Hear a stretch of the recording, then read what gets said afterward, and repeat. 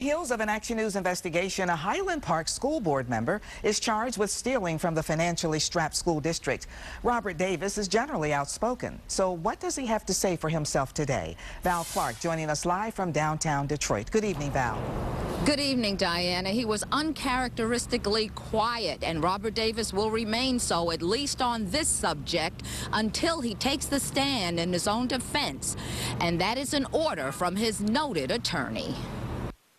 He's been initiating exposés, investigations, and court cases in Highland Park, Detroit, and Lansing for years. But now Robert Davis himself is the subject of a federal case.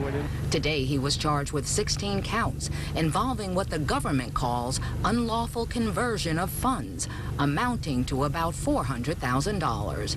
The Action News investigators first reported the FBI investigation that led to this raid at Davis's home earlier this year.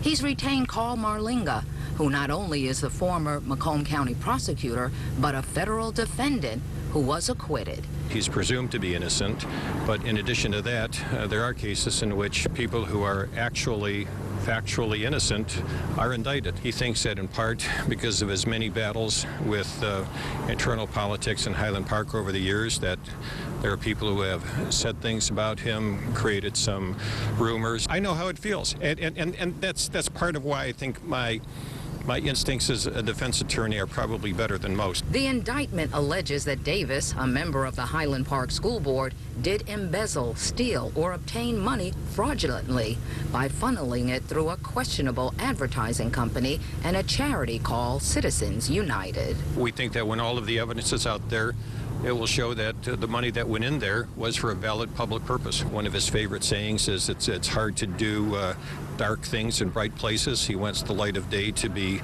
shown upon all of the works of all public officials, including himself. No trial date has been set yet, but because Davis has no prior record ever, he was released on a $10,000 personal bond. Now, I'm told, though, he will continue to serve on the Highland Park School Board, and he will be in court near Lansing when the Court of Appeals listens to the case about the Detroit review team. Reporting live downtown, Val Clark, 7 Action News. Diana, back to you. All right, Val, thank you so much for the live report. Joanne?